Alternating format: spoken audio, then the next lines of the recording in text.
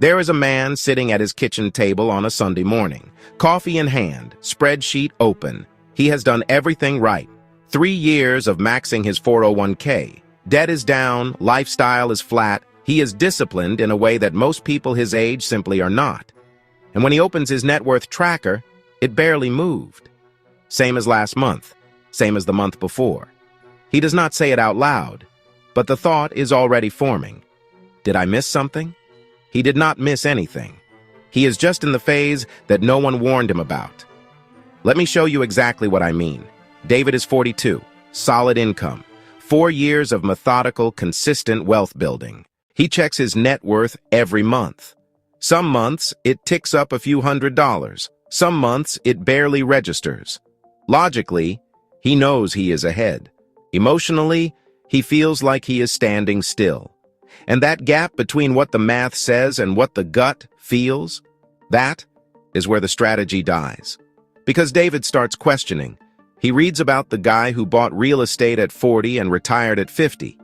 He wonders if he should be more aggressive, more creative. He starts tinkering. And tinkering is where wealth goes to die. Here's the thing. David does not have a financial problem. He has a perception problem.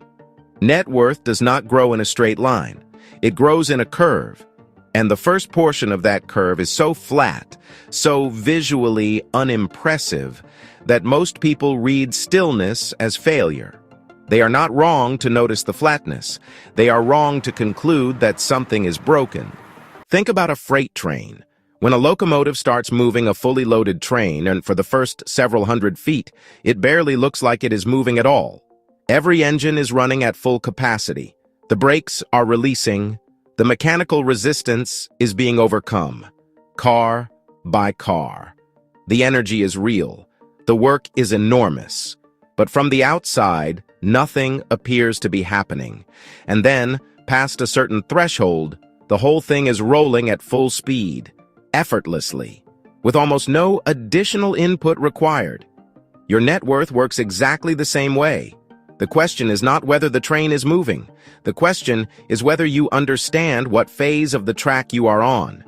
Before I walk you through the 4 phases, I want to know where you are. Drop a comment, 1 word. If you are in the early stage, still building momentum, not seeing the numbers move, building. If you feel like you have been doing everything right but the scoreboard does not reflect it yet, invisible. If you have already crossed the threshold and the curve has started to bend, rolling. 1 word. I read every single one. The model I am going to walk you through is called the dead zone curve. 4 distinct phases. Each one has a different psychological signature and a different mistake that kills people's momentum inside it. Let's start with phase 1, the pressure phase. That is where David is sitting right now. And it is where most men, between 35 and 50, feel most frustrated with their financial lives. In the pressure phase, your wealth-building inputs are working, but they are doing battle with the gravitational drag that most adults carry by the time they hit their late 30s. Existing debt is still consuming a portion of your cash flow. Your tax burden is at or near its peak, earning years, which means a real portion of your income never hits your account. Lifestyle costs are elevated because this is often the decade of mortgages, kids and activities, aging parent considerations, and career-related expenses. Every dollar you put into savings or investments feels like it is being countered by $3 pulling the other direction. So your net worth statement reflects a war, not a defeat. The war is actively being won. But wars do not look like winning until the tide turns. The practical implication is this. If you are in the pressure phase, the single most important thing you can do is not change your strategy. It is document your inputs. Know exactly how much you are contributing to investments each month. Know exactly how much debt you are retiring. Know the total picture, not just the scoreboard. Because the scoreboard in the pressure phase is a lagging indicator. It will not tell you what your next 12 months will look like. Only your inputs can do that. This connects directly to the next phase because eventually the pressure starts to release. and what replaces it will completely change how your wealth feels. So what actually happens when the drag starts to disappear? The second phase in the dead zone curve is called the release phase. This is the transition that most people never see coming because it happens gradually and then suddenly. 1 month, your mortgage balance crosses below a number that changes how your balance sheet reads. A debt gets paid off. A large recurring expense drops away. A raise hits, and instead of absorbing into lifestyle, it actually shows up in your investment contributions because you held the line on spending. Something shifts, and then another thing shifts, and your net worth starts to move in a way it did not before. Think about what it feels like to be underwater in a swimming pool, pressing against the bottom. You push off with your legs, and for a moment nothing seems to happen. Then you break through the surface. The release phase is that moment of breaking the surface. The energy was always there. The trajectory was always upward. You just could not see above the waterline while you were still pushing. Here is what makes the release phase different from anything that came before it. In the pressure phase, your gains were being absorbed by your liabilities. In the release phase, there is suddenly more runway for your gains to actually accumulate. Your investments start to show balances that generate returns large enough to feel real. If you have $200,000 in a diversified portfolio and it returns 8% in a year, that is $16,000 that you did not earn from your job. That $16,000 goes back into the portfolio. And next year, the 8% is applied to an even larger number. The math starts working visibly and not just on paper. This is also the phase where the emotional experience of wealth building changes entirely. People who have been grinding through the pressure phase for years suddenly feel something they rarely felt before. Momentum. Not the artificial momentum that comes from chasing trends or reading a headline about someone else's success. Real, structural momentum that comes from compound interest doing what it was always designed to do. But there is something important to understand here, and this is where the framework gets more nuanced. The release phase is also when people make the most costly mistakes. Because momentum feels good.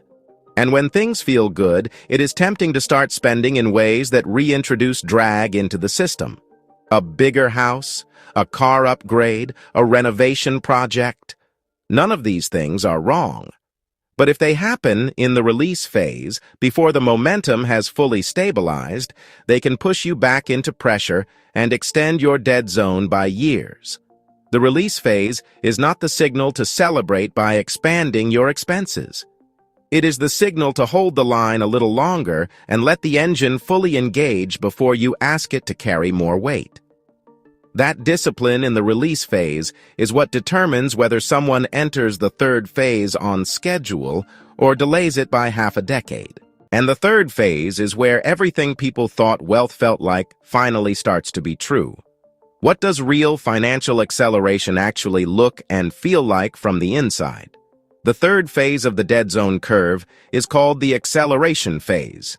This is when the curve bends upward in a way that is genuinely visible. Your net worth is no longer measured in hundreds of dollars of monthly growth. It is measured in thousands and then tens of thousands without any corresponding increase in effort. You are not working harder.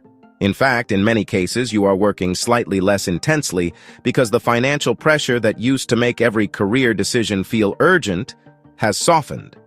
Your money is working. And it is working hard. Here is what changes practically during the acceleration phase. First, your investment returns start to outpace your contributions. For a long time, the growth in your portfolio was driven primarily by what you were putting in each month. You contributed $1,500. The portfolio went up $1,500. The gains were almost invisible as a percentage of the whole. But when your portfolio crosses a critical mass, the returns start to pull ahead of the contributions. Your 8% on $500,000 is $40,000 in a year. You probably did not contribute $40,000 that year on your own. The asset is now doing most of the heavy lifting. Second, your debt service load shrinks as a percentage of income. If you have been consistently paying down a mortgage or other debt, the portion of your monthly budget going to interest payments has declined significantly. That money is now available. And if you redirect even a portion of it into productive assets, you get a double acceleration effect. Less money bleeding out, more money compounding in. Third, and this one is important for men in the 35 to 55 range specifically, your earning power often peaks during this decade, which means that if you have been strategically controlling lifestyle inflation throughout your 30s and early 40s, you now have the combination of higher income, lower debt load, and a growing asset base all hitting at roughly the same time. This convergence is not accidental. It is the structural payoff for the discipline you maintained during the years when it felt like nothing was happening. Stop for a moment. You just identified which phase you're in. That recognition is not a small thing. That is the beginning of a decision. So here's what I want you to do. Drop the word phase in the comments below. One word. That's it. Not for me, for you. There is something neurologically specific that happens when you name where you are out loud. The ambiguity collapses. Doubt loses its grip. You stop circling the problem and start facing it. One word. Drop it below. I read every single one. The acceleration phase is also when behavioral finance becomes critically important, because this is when you start having real money, and real money attracts real noise. Investment advice from people who never gave you advice when you had nothing. Family members who suddenly have opinions about how you are managing things. Financial products that require a minimum investment you could not have considered 5 years ago. Friends who are making different lifestyle choices and normalizing expensive ones. The acceleration phase is as much a test of identity as it is a mathematical event. The people who navigate it best are the ones who decided, long before the money arrived, what kind of financial life they were actually building toward. Which brings us to the fourth phase, the one that most people believe is the destination, but is actually more like a decision point. The fourth and final phase of the dead zone curve is called the conversion phase. This is where accumulated wealth transitions from being a number on a statement to being a structural change in how your life operates. This is not retirement necessarily. That word means different things to different people, and for many people in this audience, stopping work entirely is neither realistic nor desirable in their mid-50s. What the conversion phase actually represents is optionality, the freedom to make decisions based on preference rather than necessity. Think of it this way. In the pressure phase, almost every major decision you made was constrained by financial reality. You took the job because it paid well, not because it aligned with your values. You stayed in the situation longer than you wanted to because you could not afford the alternative. You passed on opportunities because the timing was not right financially. The conversion phase inverts all of that. You can now afford to say no to things that drain you. You can pursue work that is meaningful even if it pays less.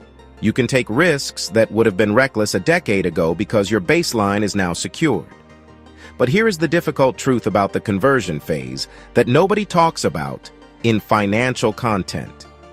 Reaching it does not automatically change how you make decisions.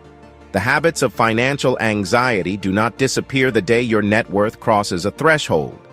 People who spent 15 years making fear-based financial decisions do not suddenly wake up on a Tuesday morning and start making confidence-based ones. The mental operating system has to be updated deliberately, and that is a process that often takes longer than the financial accumulation itself. This is why the people who sustain their wealth and continue to grow it through the conversion phase are typically the ones who invested as much in their financial clarity and decision-making framework as they did in their portfolio. They did not just accumulate money. They built a relationship with money that was grounded in strategy, self-awareness, and a clear understanding of what they were actually building and why. The pressure phase demands patience. The release phase demands restraint. The acceleration phase demands identity. The conversion phase demands wisdom. And the dead zone curve is simply the map that shows you where you are so you know which quality is most needed right now. If you are still in the pressure phase, the most important thing you can do today is stop interpreting the flatness as failure. Your freight train is loading, the engines are running, and the moment you abandon a sound strategy because the scoreboard has not updated yet is the most expensive mistake a man in your position can make. Stay in your seat. Document your inputs. Measure the right things. If you are entering the release phase, hold the line on lifestyle expansion just a little longer. The temptation to celebrate by spending is real and it is human. But the acceleration that awaits you on the other side of that restraint is worth more than any purchase you would make today. Give the compound interest engine enough runway before you add weight back to the train. If you are in the acceleration phase, the work now is behavioral. Know who you are as a wealth builder before the money starts testing that identity. Get clear on your actual number, the net worth or income level at which your life changes structurally. Because without a clear target, acceleration becomes a treadmill. You run faster without knowing where you're going. And if you are approaching the conversion phase, the challenge is learning to hold your financial gains with an open hand. The same discipline that built the wealth can become a liability if it prevents you from actually using the optionality you worked to create. Wealth without use is just a scoreboard. The point of the game was never the score. Before you close the video, join the early access list for the Trip to Wealth Command Center below and lock in your early supporter discount. It's a Google Sheets system that unifies your income, spending, investing, and net worth into one strategic dashboard, your personal wealth HQ, built to reveal hidden leaks, spotlight growth opportunities, and show exactly how small, consistent choices compound into meaningful wealth over time. Now, let's recap what we covered today. The dead zone curve maps 4 distinct phases of wealth building. In the pressure phase, your inputs are working but fighting gravitational drag from debt, taxes, and lifestyle costs. In the release phase, obligations drop away and compound interest becomes visible for the first time. In the acceleration phase, your assets outpace your contributions and your income and portfolio converge into real momentum. In the conversion phase, accumulated wealth becomes structural freedom, and the quality you need shifts from patience to wisdom. Remember, wealth does not reward effort. It rewards endurance. Most people stop 3 phases too early because the scoreboard did not update on their schedule. The financial math was always working. The only variable was whether you were still in the game when it kicked in. Your challenge today is simple. Name your phase, write it down, and make one decision today that is appropriate to where you actually are, not where you want to be. Disclaimer. This video is for educational and informational purposes only and does not constitute financial, tax, or investment advice.